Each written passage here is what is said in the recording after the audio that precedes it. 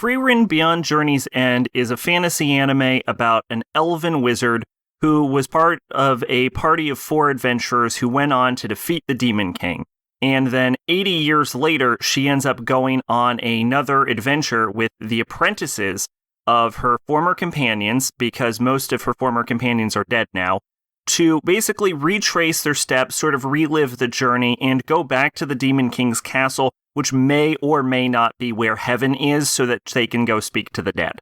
Frieren is one of those rare anime that sort of break the format of this show, because the idea behind Popcorn is that it's supposed to be a short review of an anime, but in order to do this show any actual justice, I would probably need to be talking between 30 minutes to an hour to get really into the details and the minutia because of how in-depth the show goes. And that is sort of not my goal ever. So I'm going to fully acknowledge that this is sort of just a surface level review as I talk around the ideas of the show, because I actually don't have time to get into it.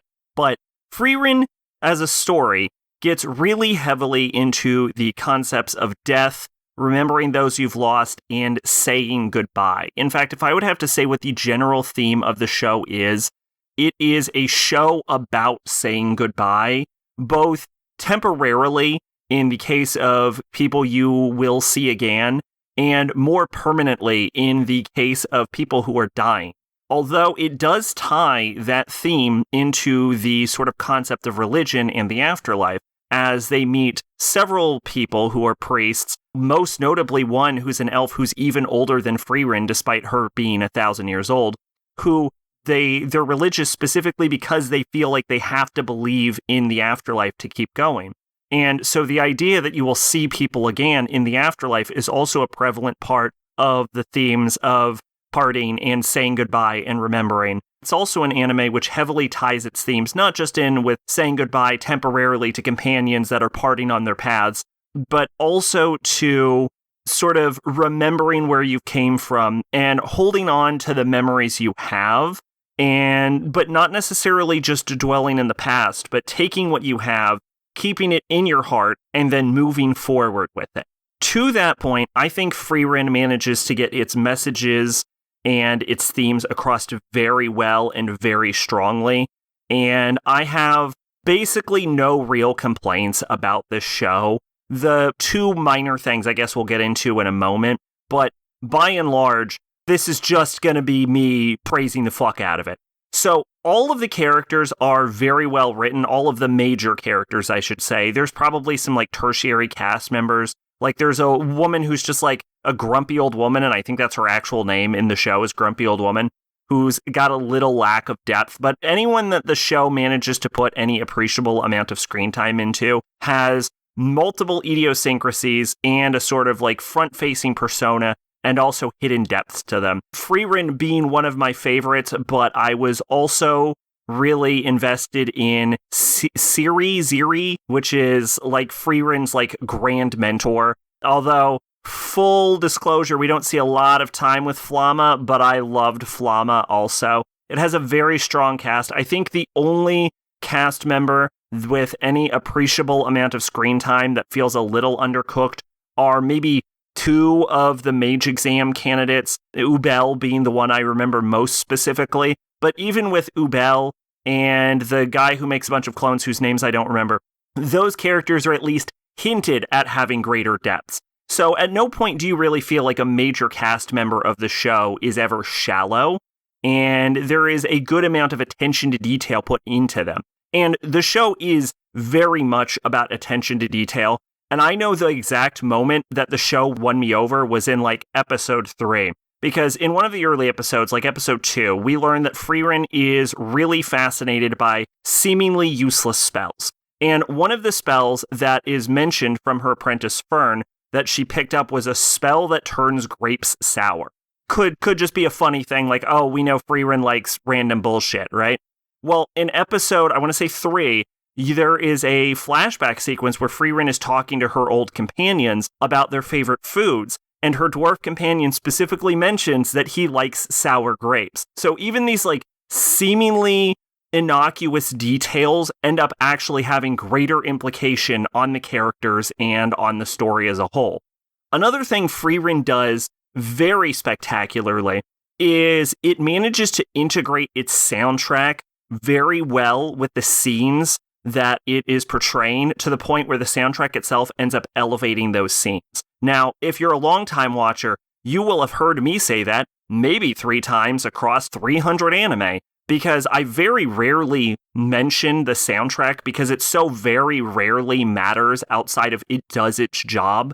But in Frieren, I feel like the soundtrack manages to elevate the scenes so much higher than they would be without it that it is actually worth noting. Another thing that Frieren does that I have occasionally seen dabbled in, but I think it handles as a show better than most other shows, is because Frieren is an immortal elf who perceives time differently, a large focus, especially in the early parts, is about passages of time and how much time is sort of glazed over. And it does this very well in the early parts, and a little bit less as we get more focused, and Frieren is living more in the moment as part of what the show is dedicated towards, is that it tells large passes of time through montages. And these montages are probably pretty expensive because they have to hire like character designers and they have to storyboard all this shit, and not a lot of it is like transition animation and stuff like that. So I get why more anime probably don't do it, but I have a very high appreciation for these like small little vignette montage scenes, which perfectly shows how large periods of time are passing and shows that the characters are still active. They're not just in some sort of like King Crimson time skip, while also sort of like showing us the interactions between the characters. So we don't feel like we're missing anything in these time skips. We feel included in them, but they also allow the story to gloss over large sections of time without putting in too much effort.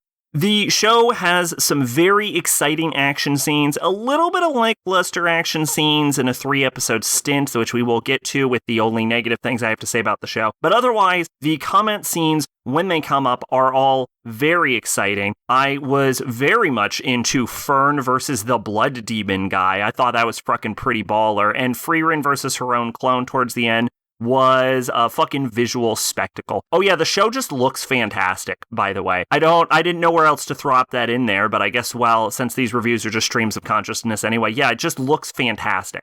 Like, at almost all moments, the show looks fantastic, especially the little facial expressions they put on the characters. Fern and Frieren are especially very expressive for characters who are so often phlegmatic and almost, like, externally cold.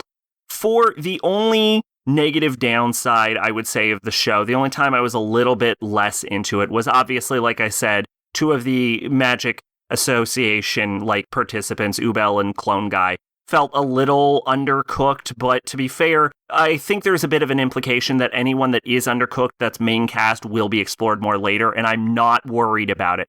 They very much seem like they're going to be important characters in maybe like a season 2.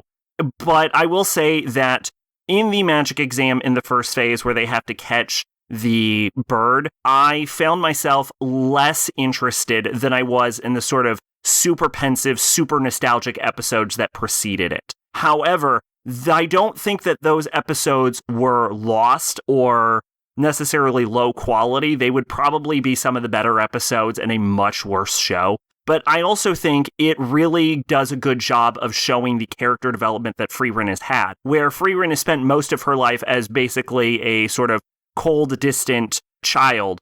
And we see her taking lessons from the older humans, more specifically, even though they're younger than her, on how to sort of behave and be more mature and function as an adult. And she picks up the sort of advice and habits of those characters.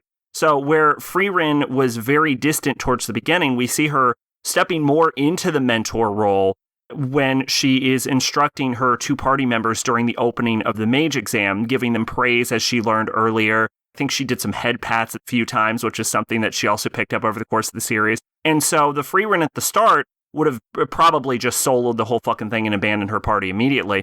Whereas the Frieren at the end is a completely different character, a much more mature mentor. And I think it's very interesting how the show actually manages to parallel her sort of like distant aloofness with how she has, although a very different personality, a very similar behavior style to Suri, who is, of course, her mentor's mentor, who, despite the fact that they get along like oil and water, and Suri is super war-oriented, and, they describe Frieren as like a mage of peace, they both end up having these adopted human party members who they sort of have like pensive, regretful relationships as they age. Not so much with Frieren, but you can sort of see as her development starts semi-paralleling what little we know about Suri.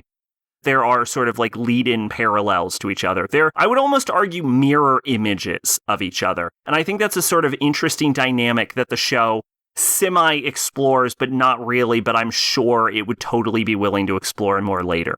Regardless, Frieren is a show with very few flaws and manages to do everything at such a high quality and manages to write with such an impressive level of depth and emotion that I kind of can't help but understand how this was what finally unseated Fullmetal Alchemist. And to be honest, I think if anything were to do it, this would probably be the show. It is nice to see how the show sort of unites people who care about like a greater writing quality with the more casual, action-oriented fan. I don't really know where I'm wrapping up this review with. Frieren's fucking great, all right? Watch it. There. Twitch and Discord in the description. I've been Sacrobolic, your envoy of hope. Bye-bye.